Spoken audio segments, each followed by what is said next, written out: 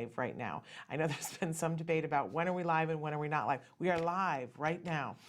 If you're watching us on Wednesday, October 2nd at 10 o'clock in the morning Pacific time, we are live. In any case, as I said, we're coming to you from the Warner Center. This is the home for Autism Live. It is also the home for the Center for Autism and Related Disorders. And we're thrilled to be here with you on this wonderful Wednesday morning at the beginning of October. There's so much to talk about, but we hope always to have this conversation be multi-direction, right? So we want to hear from you. We want to know your thoughts, your feelings, your questions, your concerns, your comments, and Traven's going to show you some of the different ways that you can connect with us while I remind you that our homepage is autism-live.com. I want to encourage you to go there and check out all the different things that we have there, including last year's toy guide. But in just a month, a little less than a month, on November 1st, we are going to be publishing this year's toy guide. And it's bigger than ever.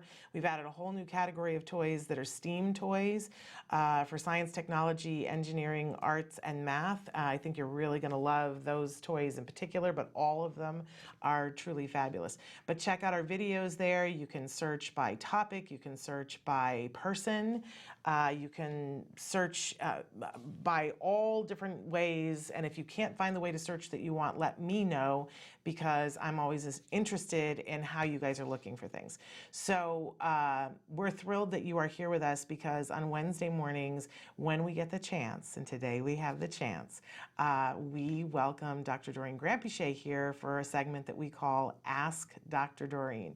And that's what time it is. Dr. Doreen Granpeesheh is Dr. Doreen is an expert in autism. Doreen Granpeesheh. Dr. Granpeesheh. Dr. Doreen Granpeesheh. Dr. Doreen Granpeesheh is a vision.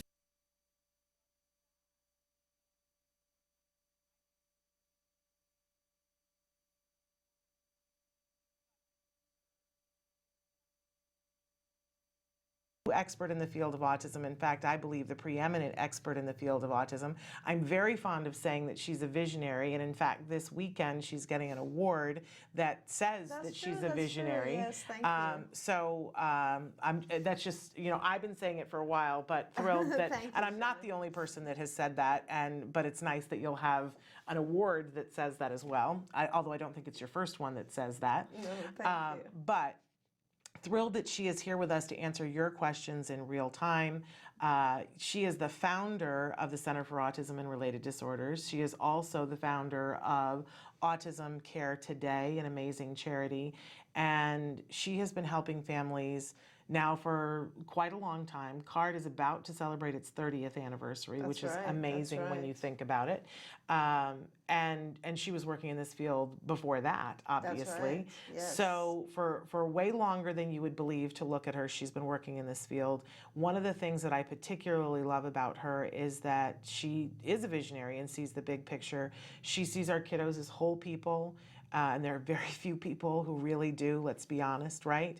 But she sees them as a whole person, as part of a family, and sees the family too, and sees what's coming for them and in the world of autism, and tries to make sure that everybody's needs are addressed. Thank you. And no, I hope so. Thank you. We say nice things about you behind your back all the time. Thank you very much. You're too kind. We do.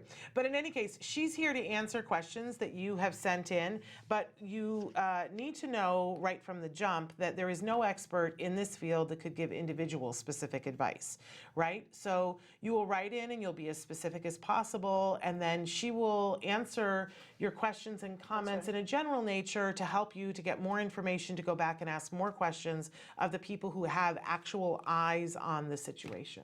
So thank you for being here. It's a pleasure. I've missed being here a couple of weeks. I've been traveling. And we've missed you, but we always say we know that you have other places to be, and it's a privilege. A lot of other card sites to visit. But it's a privilege for when we have you, but we understand that when we don't have you, it's because you have other places to be that are equally, if not more important. Thank you very much. So super important.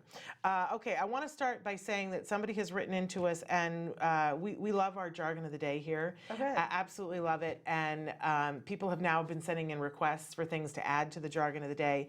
And I did get the request to include self-injurious behavior, meltdown, and self-injurious, I guess it's both things, the term. SIB meltdown, which is self-injurious behavior meltdown. We will have that for you very soon in the coming weeks. Okay.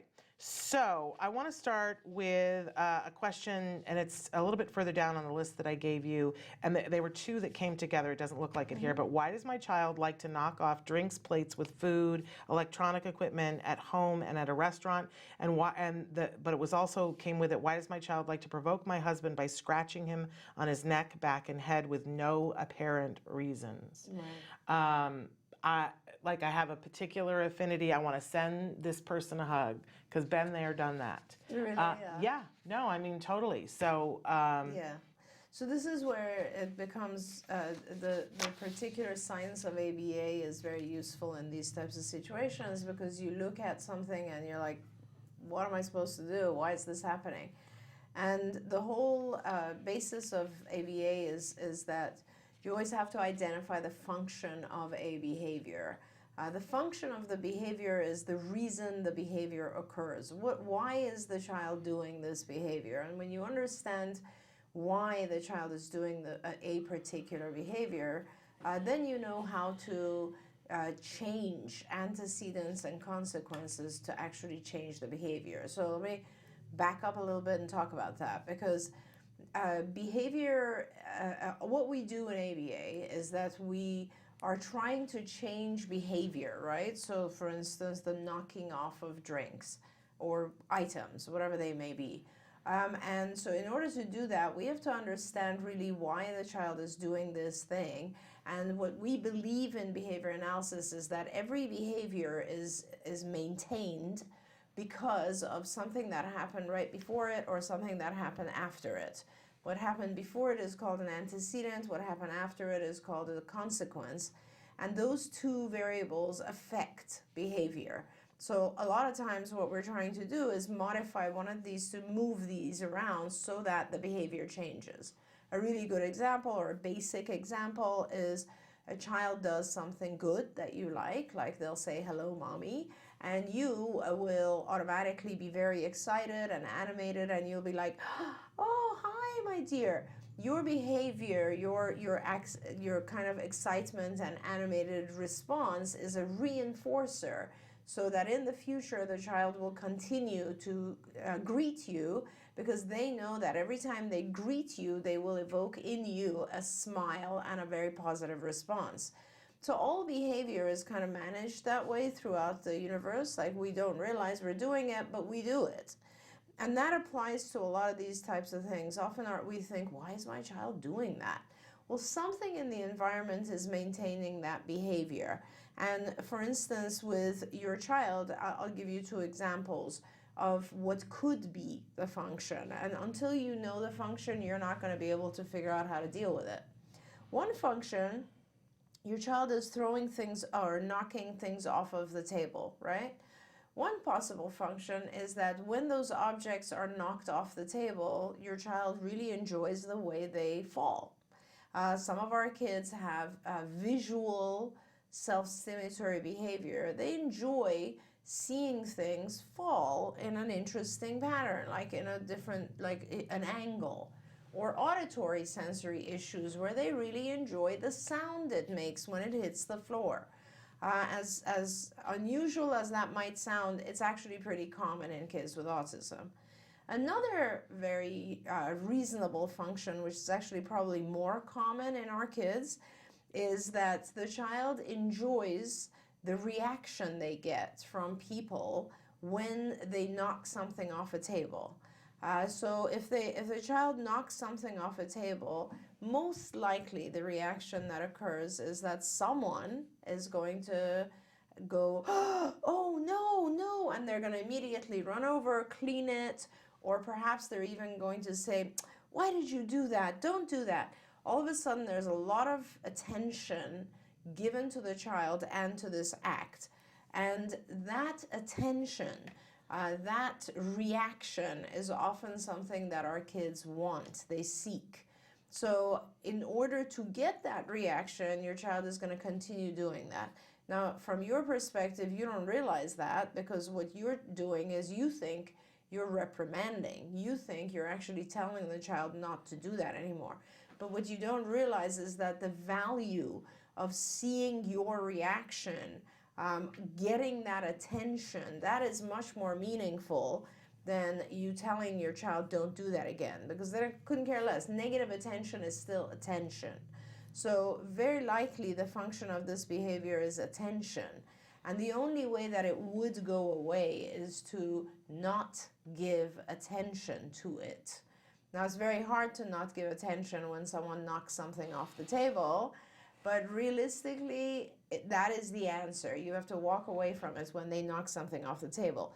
If it's at a restaurant and it's just really hard to manage, you prevent that from happening. Don't put objects in front of the child where they have the ability to knock things off. If you do put something in front of the child, like a drink or something, make sure to move it away. Make sure to block the child's ability. Don't give him the ability to knock something off the table.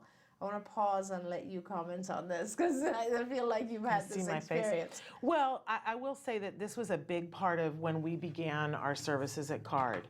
Like one of the things I recall was that they asked us to make a list of all the things that were going on in our lives that we wish we could change. Perfect. That weren't, that our lives weren't functioning like we wanted them to or that we expected they would. And on the top of our list was that my son would hit his head on the kitchen floor. Yeah. Then next on my list was that he wouldn't go to sleep before 3:30 in the morning, right? And those were like just far and away the biggest things. But then like third, fourth, and fifth was this maneuver that we had there was running and eloping towards cars. That was on there too. But the other one, like when we got into past the like hysterical ones, was this thing that we called swiping. Yeah. Where if anything, like if there was a pause in the conversation or you asked him to do something or whatever, or we said we're done at the table or whatever. It could be like what I felt like was nothing. Yeah. Like it was all random. My son would take his little arm and he would go, boom, and everything would go flying, right?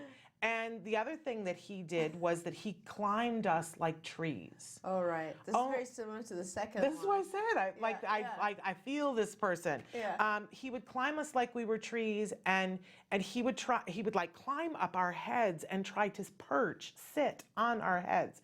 And in the process, I'm married to an actor. I don't know if you guys knew that, but I'm married to an actor who is, Mr. Drama. Yeah.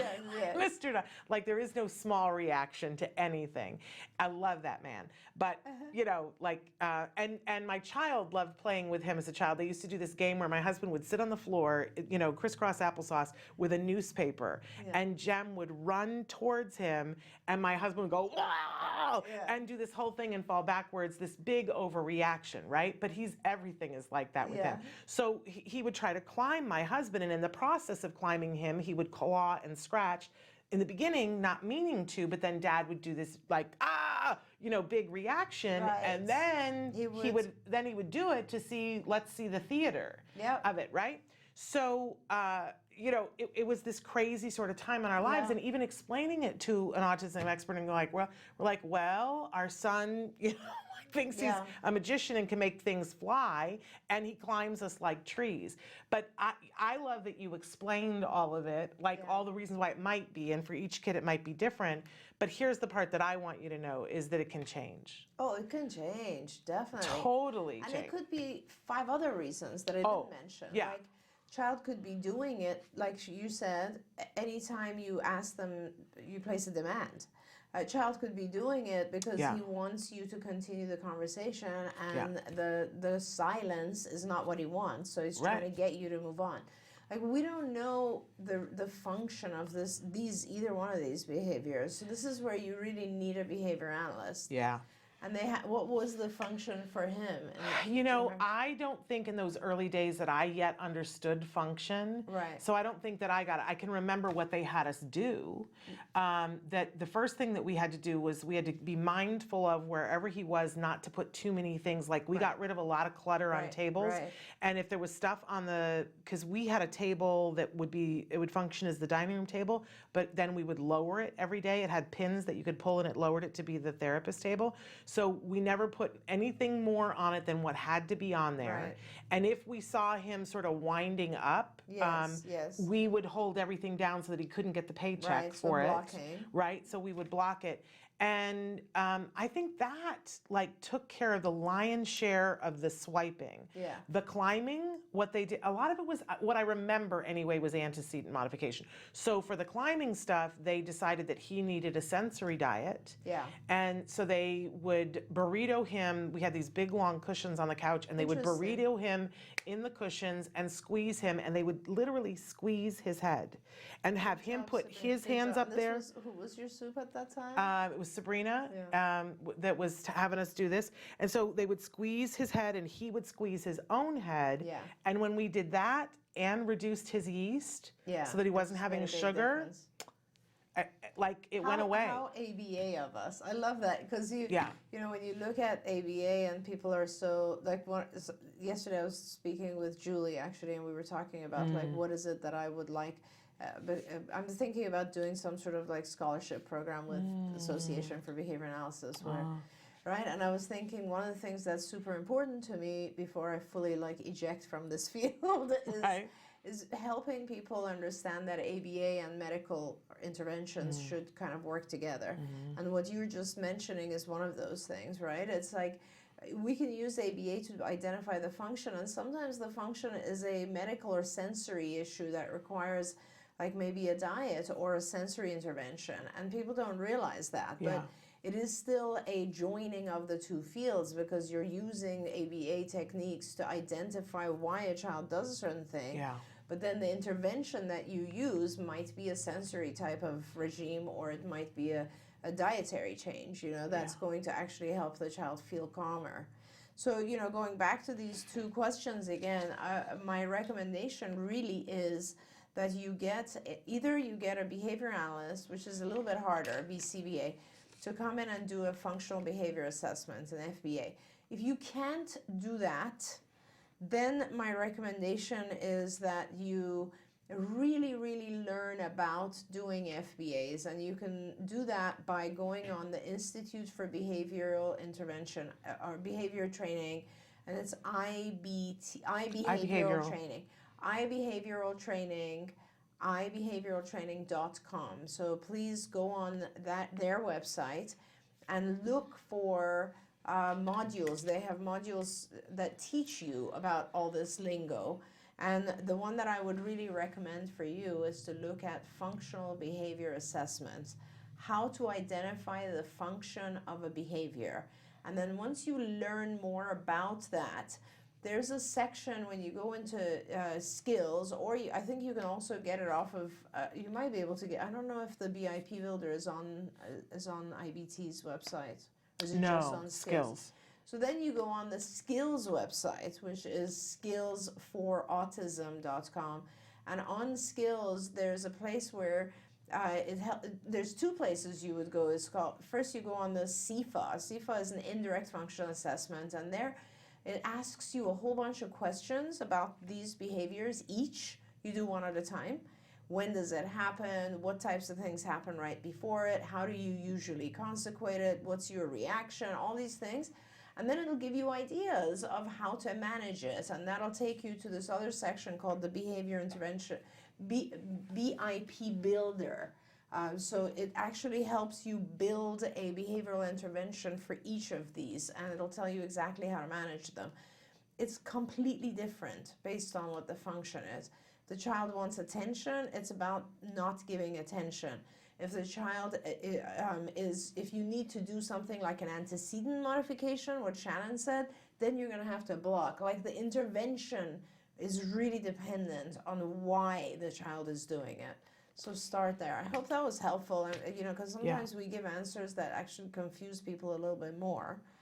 But it's important to get the function before you try to deal with it. I always take it back to something that we all understand, our cars.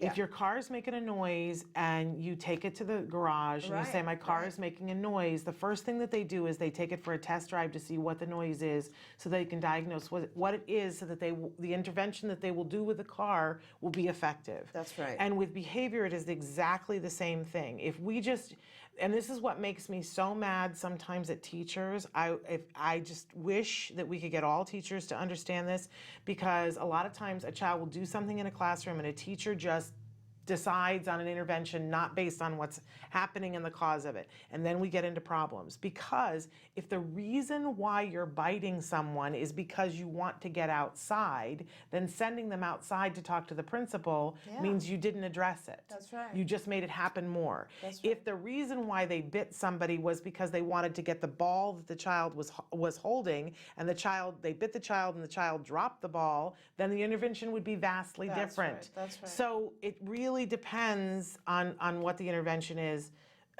on what the function is, just like your car. You have to Absolutely. get it diagnosed first before you can address the issue. And if you took your car to a mechanic and said it's making a noise and they said, great, I'm going to change the carburetor, Yeah. you would be like, well, how do you know it's the carburetor? Right. Don't you want to look at it first? That's right. That's right. See, our kids more important to us than our cars? They are. Yeah, So absolutely. let's make sure that we don't make it worse while we're trying to make it better. All right. Having said that, boy, I'm just full of you know what in vinegar today. Let's take a break and then we'll come back with more of your questions. I'm desperately trying to pull up the live feature and it doesn't like me today, but let's see if I can't. So stick with us. We'll be right back.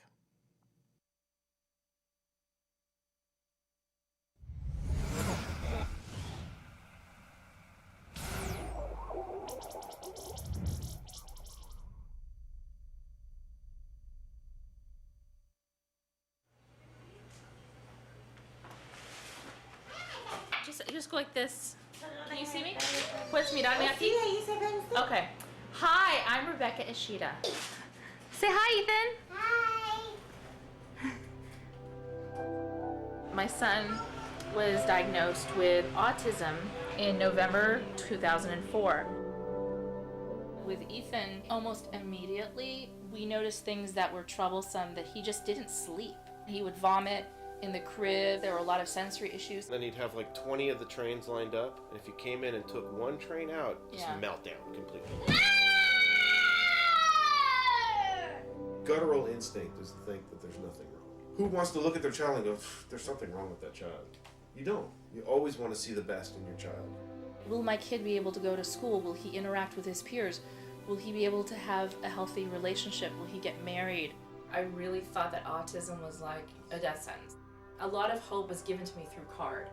This was my third agency and the best agency we had. And there was no way in the world I was going to give up CARD because of the gains I saw Ethan was having. Yeah, you did it! And I remember when Doreen saw us for the evaluation, she says, but by the time he's 6, he will be recovered. And that's exactly what happened. I'll fix that.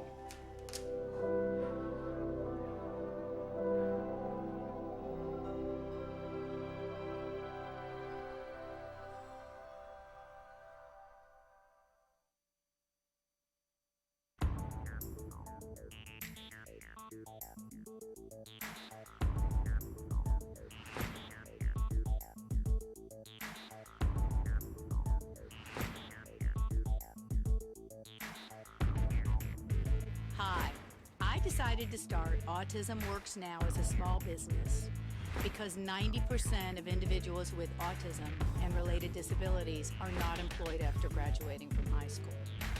Our mission at Autism Works Now is to create job opportunities for Spectrum youth and kids through awareness and education.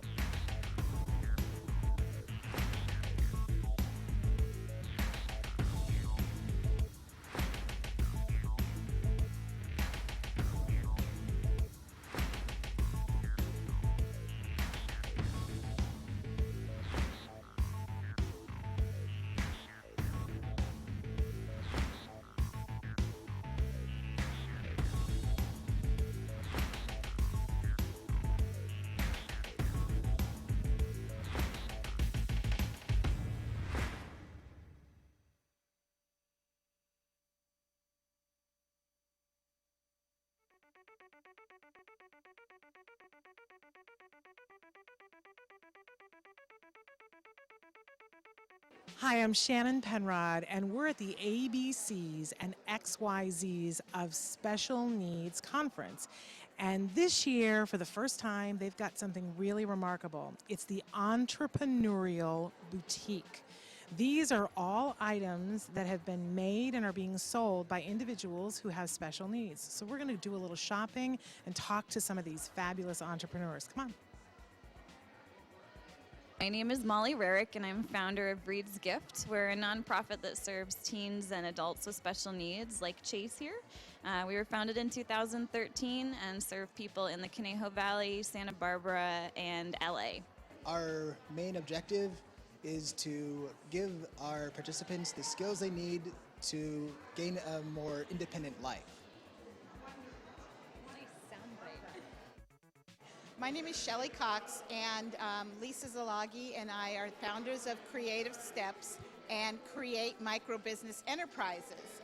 And the items that we're selling here today are all made by the clients who have passions about what they want to make, and then they get the profits from what they make after we've paid all of the other expenses. We are here today because my goal is to be independent, and also I would like to share all my artwork, and I would like to sell. Thinking about at his young age being a businessman, it's amazing. I cannot be more proud.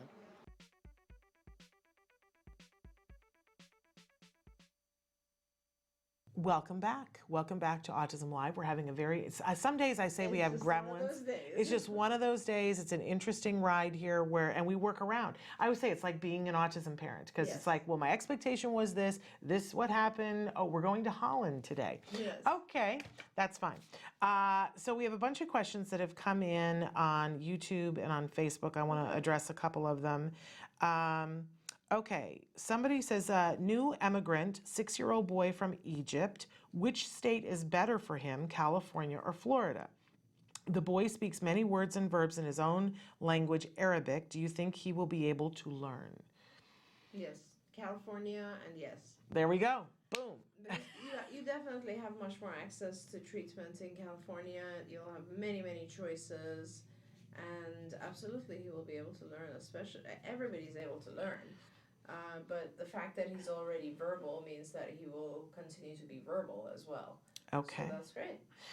They went on to ask another question, English as a second or first language for him in the future, and what steps will be taken when he goes to school, like evaluation, and how long will this process take to guide him? So that's a bigger question. Yeah, and the answer to that is it depends on what your plan is in terms of where he will live moving forward. If he's going to live here, then my recommendation would be to go with English. If he's going to go back to Egypt, then it would be probably in his best interest if you find people who speak Arabic and they are trained, and then you just do the whole intervention back there. I don't recommend doing a bilingual type of intervention. It'll delay things. Okay. Many of our kids, by the way, by the time after they're finished and they're very fluent with one language, they do pick up another language, but it's important to do one at a time. There we go. Amanda wants to know, can I work 4-card as an RBT and also have my kids go there? Something's happening. Do you need us to take a break, Traven? Yes, we have to take a break. All right, the gremlins are here. We'll be back with Amanda's question after this. You say howdy, we say hi. Let's get rowdy, let's get wild. Let's get wild. Let's get wild. Let's get wild. Let's get wild. Hi, welcome back to Autism Live. I'm Lisa Ackerman. We're here doing allergy-free cooking, and I brought my sister with me today. Jamie Davis, thanks for having me. A lot of people are asking about an allergy-free breakfast, and breakfast can be full of crap. But it's full of crap and it's hard to do. We don't have time in the morning. We're in a hurry. We're going completely nut-free. The recipe is not personality. We can't do anything about. Yeah, can't do anything about that. So we're going to start off first with I'm using sorghum and brown rice flour. I find the texture good, and I've added some flaxseed meal. We talked about that last time. Flaxseed meal for poop. Almost every one of our kids has a poop issue. What's next on the recipe is the quinoa flakes, baking powder, cinnamon, and the xanthan gum. It brings the glutinous texture back into the flour, and often what happens with these recipes is they can fall apart. This one holds up nicely. I like it. For the folks that are egg-free, we have a ton of egg replacers. One of those can be the arrowroot starch or bringing back some additional flaxseed. So there's a lot of options to go eggless, but we're going to go egg full in this one. For sweetener, I use the maple syrup. I stay away from refined sugar. What I'm adding now is the coconut milk, maple syrup, and a little bit of the coconut oil. And we're going to add in the raisins, craisins, and chocolate chips at the end. I find that chocolate chips can coax people to eat some really amazing things. When we started, Jeff had 42 food allergies, so we had to get creative in how we cooked. So nuts were a big, big issue. What I like now is that he can tolerate so many more things after start doing this diet. So let me show you how you can deal with this sticky stuff here. You get your fingers really wet, and you can push it down. So my oven has been preheated. It's at 350 degrees. So we're gonna just throw this in. Like I said, I like it around 23 minutes, and the magic oven says, I'm done. Looks like, don't you love magic ovens? They're awesome. Here we go, pops right out. The texture of these, and it's so pretty. It looks almost like a big chocolate chip cookie, but you actually made it healthy. But you can be my guinea pig. Tell me what you think. That looks really good. Doesn't it? So the textures and the colors in there are just beautiful. So the raisins are for you, the chocolate chips are for your kid. I can't believe it's gluten-free. I know, right? It doesn't taste like, you know, crap. We're wrapping up another cooking show. If you have feedback, you can email us at autismlive@gmail.com. We're, of course, on Facebook. You could go to facebook.com/autismlive. And, of course, Talkin' Now has thousands of recipes. Join me there, and we can cook some more later on. So thanks for joining us. You say howdy, we say hi. Let's get rowdy, let's get wild. Let's get wild. Okay, well, welcome back. Just keeping it real here. We're having some issues. We said gremlins. All right, so hopefully we fixed the mic issue that we weren't aware of. Before we went to break, Amanda had asked, can I work for CARD as an RBT, which is a registered behavior technician, and also have my kids go there? I have 3 kids and a prescription for all 3 for ABA. So Amanda, come here, hug for you, right? God bless you. You're an amazing person. Yeah. Yes, you can, but what we do is we separate the sites. So usually we will, in order to avoid any kind of conflict of interest, we'll place you in one of our clinics and your children in another, so that it's 2 different teams of people completely, and you don't interact that way. Because you're going to want it that way as a parent. Yeah, absolutely. I think it makes sense. You need to come to work sense. and be at work, and when you're dealing as a parent, you need to deal as a parent. We have many parents who are in this position. Absolutely, now, absolutely. And you know, I love that, you know, you can work at CARD and be helping so many other people, and still have your children be able to get the best intervention that there is. So it's a wonderful thing. That's right. Okay, I want to switch to this question that was written in earlier this week, and they said, hello, I'll start with a big thank you for your excellent practical advice. That's very It's nice. refreshing to see such a humble and down-to-earth autism expert. That's nice. Is that for me or someone? That is for you. That's so nice. That is for you, madam. Thank you. My question is, can I use reading to improve speech and comprehension? My 3 soon-to-be 4-year-old loves books, and we read a lot together. He's obsessed with words. He can recognize, sight read, and phonetically sound out hundreds of words. He currently memorizes his age 5+ flashcards, but his speech is still very behind. Still a lot of scripting and echolalia, and of course with his language delay he often does not understand what he is reading. I have been thinking about using his emerging literacy skills to help his speech development, but don't really know how, and no idea if this is a good idea anyways. It's a great idea. There you First go. of all, congratulations. So children who teach themselves reading are hyperlexic. And that is a very lovely thing, because most of our children who are hyperlexic become very fluent very quickly in language. And it is definitely because we use their ability to read to prompt their speaking and their language. And every program, if you get involved with our program and go on Skills, which is our curriculum, you'll see that in teaching points for every lesson, there's a way to do it visually, and there's a way to use words to provoke it, to prompt it, to speed things up. A very basic kind of summary of that is you want him to talk when you give him access to reading only if he reads it out loud. He will then start to say things out loud. And, you know, we've gone to the point where, like, we'll write, you know, full sentences on a piece of paper. Like, you'll write, "Hi, my name is John," or whatever it is. And you'll hold it up for the child, and the child will read it, right? And then you gradually start to reduce the size of the letters, so to the point where it becomes like a series of dots over time, and you're just doing this, and then you can just use a blank sheet, and the child will really start to vocalize because you're fading out all these different things, and they're starting to vocalize. Or, you know, if, let's say you're doing another lesson where you're holding an object and you're asking, "What is it?" and the child's not responsive, you can prompt him. All of your prompts become visual and in writing, right? So you can prompt him by writing the answer, you can prompt him by writing the question that you're asking. A lot of our visual kids, we give the instruction visually in writing form, and we give the answer as a prompt in writing form. We use all of the written material as prompts to get the child to vocalize. So I think it's a very good thing.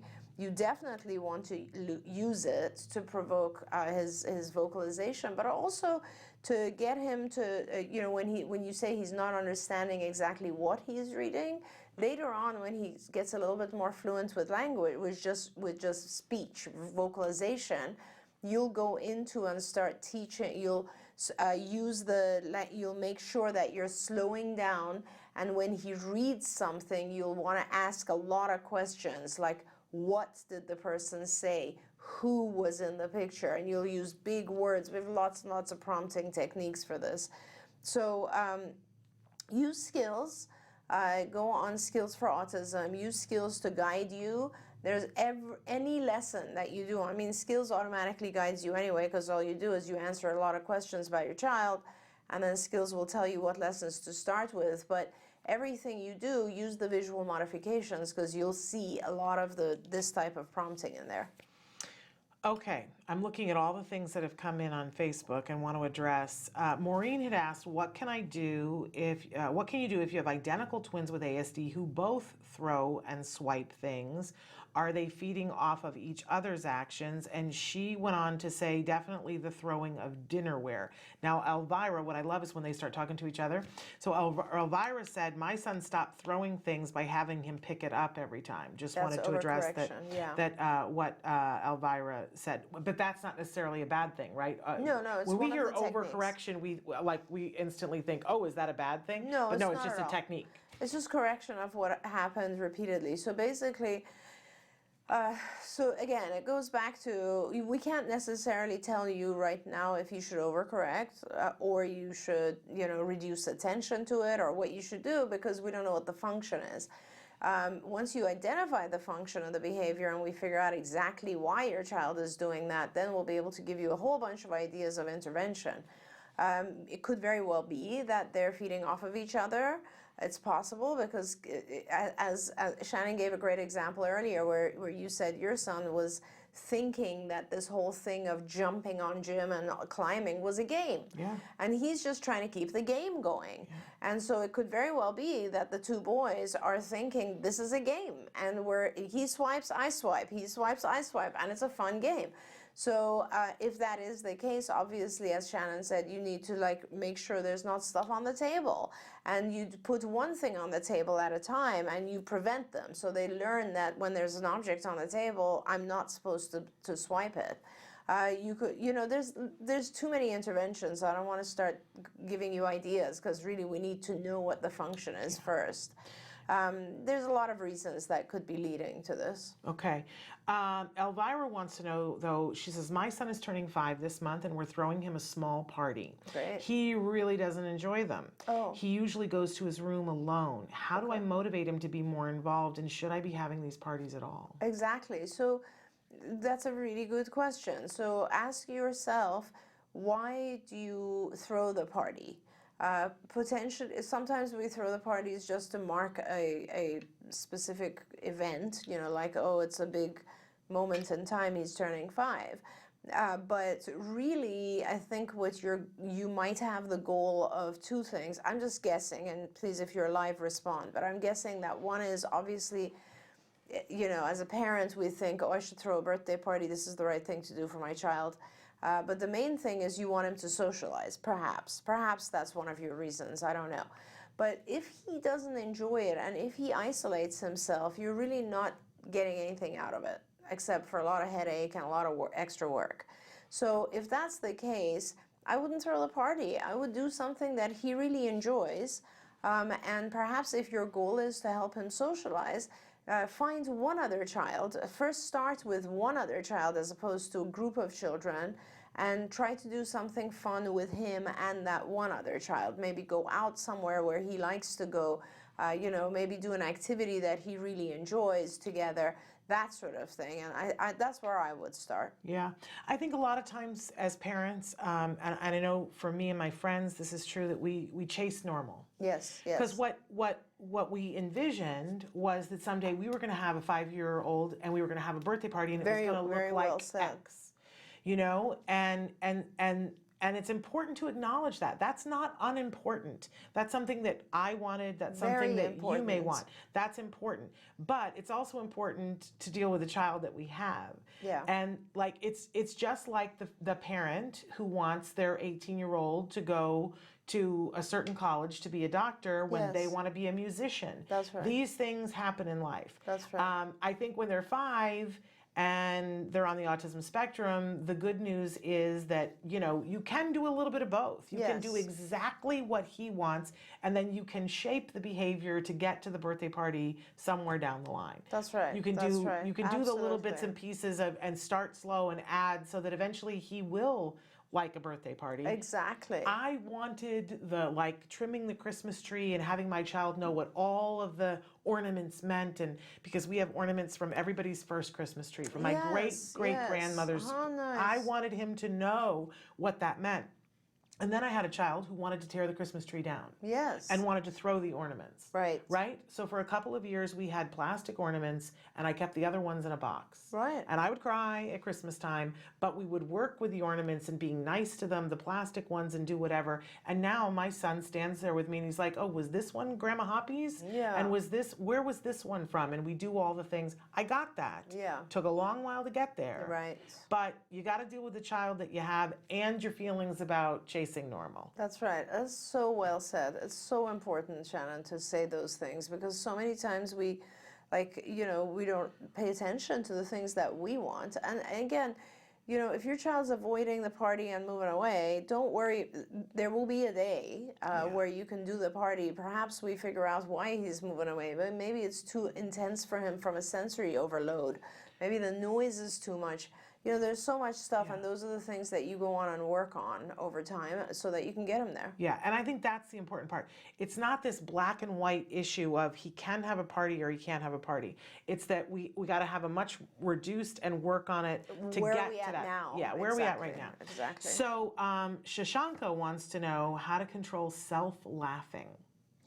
So that's like one of those topics that there's so much I can say about. I would... You know, okay, so let's take multiple perspectives on this. The first perspective, I guess, as a behaviorist, is you try to have someone identify if there's a particular function to it. That means, is the child trying to communicate something, or is there a reason that he's laughing? And we always start with trying to figure out what is the reason. Now, there could be a million different reasons. This is a tough one. It could be anything from when he laughs, he gets a lot of attention. When he laughs, he likes the sound of his own laughter. When he laughs, he's avoiding some other demand that was placed on him. I mean, I could go on and on. On a completely different side of the whole thing, he could be laughing because of some other biomedical issue. A lot of times, what I've seen and heard from parents is that when their child has a high level of yeast, they have this reaction, this self-laughing. A lot of parents call it self-laughing. It almost looks like the child is drunk. It's either at the phase. I'm laughing because we called it the drunken elf. There you in go. our That's house. exactly what That's it is. exactly what we called it. It's either at the point where they have a very high level of fungal infection, yeast in their gut, or it's when you've started treating it and they have what's called yeast die-off. So you're starting to treat it and the yeast is starting to die off, and this is the kind of reaction you get from the metabolism of the yeast. So I would look into and I would try to get a medical doctor to evaluate and see if there is a fungal infection that you're dealing with as well. Because what you're trying to do is you're trying to figure out why. That could be a possible thing for sure, as could be a number of different behavioral things that I mentioned, as well as something, it could also even be something like he's not getting sleep. If he's not getting sleep, kids tend to become very silly when they don't sleep enough. So you really have to really think about what are the possible reasons and look into all of them. Once you figure that out, we do the intervention. If it's a yeast issue, then there's medical interventions for that. If it's a sleep issue, we deal with that. If it's a behavioral issue, then we have a lot of behavioral ideas and interventions that you can implement. Yeah, and it's not a definitive test, but a quick thing to do is to smell your kid. And smell their head, smell their feet, smell their breath. If their head smells like they're baking bread, or their feet smell like they're baking bread, or their breath smells like they just ate fruit or brandy, like even an alcohol smell, then you very likely are looking at yeast. My kid, honestly, he would sweat, and I loved to smell his head. It was like a fresh baked bread smell. It was just like, I used to laugh and take off his socks, and I would smell his feet, and I would go, oh, yeasty muffins, wasn't a bit, it was, and then we would laugh and I would tickle his feet and whatever, not realizing that that's what it was. So that's a really good indicator, and there are all kinds of yeast protocols, and it is a very pervasive. There's also a lot of naturopathic, homeopathic ways you can deal with yeast as well. It doesn't necessarily have to be intense medications. There's dietary controls, there's lots of different ways to control yeast. But just know that when you treat yeast, it almost always gets worse before it gets better. Right. So plan for that. Same for behavior. Right? Absolutely. Okay. So moving on here. Hi, my son is 6. He is verbal, but not in a conversational state yet. He is potty trained since he was 4, and now I've been practicing with him wiping his bottom after number 2. I have even posted a visual schedule in both bathrooms, but he still manages not to wipe his bottom every time he goes number 2 by himself. He knows the steps, but he does not do it spontaneously. How can I make him understand he has to do the wiping every time he goes number 2? Yeah, so that's probably an easier thing than you think. You need to start fading yourself out. You have become a kind of stimulus that he thinks you have to be there in order for this process to happen, or for him to do it. I would probably take a few pictures of him in the various stages of getting the tissue, wiping himself, etc. And I would put the pictures up on the wall, right where he sits when he's using the bathroom. And I would make sure that first you're there as well. So you're kind of like, do this, now it's this, and get him through the steps, and then start to fade yourself out so that he just has to look at the pictures as a reminder and see if that helps. You just got to be really careful when you're taking when you're taking pictures of your child going to the bathroom, because if you take them anywhere to get printed, it's actually like a very big deal, because if anybody else is seeing them, just be careful how you do that. Okay. West Virginia mom has a long question. I'm going to go for it here. My daughter will soon turn 8. She's high functioning, but has very problematic behaviors. She's homeschooled and is above grade level in math and reading, but started having trouble focusing and complaining her brain can't remember what she's supposed to be doing. Our pediatrician recommended ADHD medication to help with some symptoms, so we started Focalin. After 2 months, the ADHD symptoms worsened, and the hyperactivity and impulse control issues sometimes lead to aggression. 1 week ago, she had a meltdown so severe she broke my smallest toe so severely it may require surgery. The pediatrician recommended upping the Focalin to 10 milligrams, which we have started, but medications like this make me worry. She seems more calm and focused, but I have noticed an increase in her hand fiddling and mouth stimming behaviors. I'm lost as to what to try. We still use ABA principles and always will, but we have zero insurance coverage, so everything we do is on our own and what we've learned through the years. I know for a fact she didn't intend to harm me as much as she did, but I'm lost as to how to help her. I don't think medicine alone is the answer, but I'm not sure about diets or other alternatives, especially with limited resources. Any advice is greatly appreciated. We love you guys, and we love you back, and I'm sorry that that happened. Yeah, I know. It must be very tough. You should have access to care just through a Medicaid plan in West Virginia. So I would look into that, because honestly, your life would change if you had a team of behavioral people in your home helping with these types of things. And I think you really need it. It's getting tougher and tougher as your child gets older, and it's very difficult. So, and also the other resource for you is obviously her school. And I know that obviously you're not getting much help from the school, but you can kind of keep nagging them about that, because it is their responsibility to be providing you some level of resource at least, so that you have some guidance with these things. I agree with you. I don't think medication alone is the answer. I also worry about ADHD medications such as Focalin, and it's intense when we put our children on these medications. I think that, and she's high functioning, the medication may help her pay attention better because it's helping her brain slow down a little bit. But at the same time, it could potentially give her a little bit of anxiety or cause some of these types of behaviors.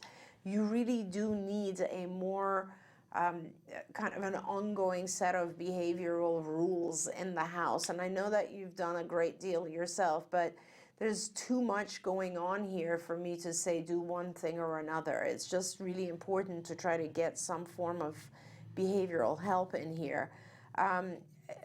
If you like, separately, what I would suggest is you try to define for us kind of what was the tantrum or the meltdown that occurred a week ago, and we'll go one by one, and we can give you ideas about each of the behavioral meltdowns so that we can set up some systems in your home that help you each time something happens. But as you know, every meltdown is because of a different reason. They're not all the same reason, and I can't tell you necessarily how to deal with all of them at once. So we can certainly talk about each one of them. But yeah, sometimes the medications for ADHD do cause additional agitation for our kids, or a little bit of irritation, and that you have to have a behavioral program as well. And I know that you've looked before, and that you're in an area where, before there wasn't anything, and there wasn't the insurance coverage. But as of yesterday, all 50 states have something. So I'm going to ask you to look again. And because of that, more ABA places spring up, because where there is funding, then ABA exists. So take a look again, and that goes for everybody watching. Okay, last question. Kara wants to know, my son has ASD but gets night terrors, and that she can't get any advice. Wakes up screaming, won't talk at these times. Wow. Okay, so first of all, night terrors, it's really important for you to actually make sure they are night terrors. So this is where you need to go talk to the pediatrician, get a referral to a neurologist or someone who's a sleep expert, because we have to identify exactly what's going on. Sometimes we think these are night terrors, but by definition, night terrors have to not have anything to do with external stimuli. So if there's you never know, our kids are so hypersensitive to sound and stuff like that. Sometimes our kids are woken up by something they hear, we don't hear, and it terrifies them. But that wouldn't be classified as a night terror. So I think it's really important for you to figure out what is waking him up. Perhaps you put a monitor in his room, see if you listen to it the next day, make sure that you have a way of figuring out, is there like a sprinkler going on somewhere? Is there a very, very tiny sound? Like what happens right before he wakes up, first of all? If there's nothing at all that you see in the environment, then you need to go see a neurologist or a sleep expert to figure out if he's having subclinical seizures, if there's something else that is evoking that sudden waking. By the way, do you give him anything for sleep? Because sometimes when kids take melatonin, they wake up 4 to 6 hours afterwards very rapidly, and that could be causing him to wake up. Find out a little bit more first before we talk about what to do about it. Because if it's an environmental thing, we can fix that. We can give you a lot of ideas about how to change that. But, and the other thing is, by the way, that he could have learned behaviorally that if I wake up and I scream and cry, mom will come and stay with me the rest of the night. Yeah. So, I mean, there's a lot of stuff that you need to look at before we can give any guidance. Let's first make sure that it's not something in his environment. It's not that you are reinforcing it inadvertently. And if it is a real, actual biological thing, then there are interventions for that. Yeah. So much can be learned, though, by videotaping, putting a camera in the room, and also asking somebody else to give you eyes on something. Yes. Because sometimes we're so used to seeing something that we miss something. Oh, 100%. That it could be that there is a street light that is creating a shadow that's just 1 hour of the night. Right. That you wouldn't know. Right. Or like the newspaper boy is dropping something off, or like it's something that's provoking that. Or it could be, honestly, Shannon, sometimes we don't realize the smallest thing we do.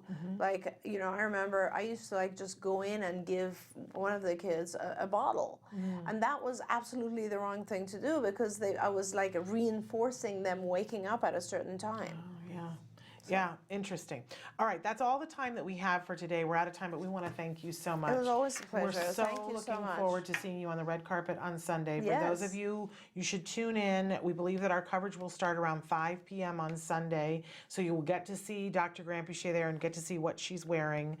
Do you already know what you're wearing? I have no idea. I don't know what I'm wearing either, so there you have it. But you can see both of us live on the red carpet starting at 5 o'clock on Sunday.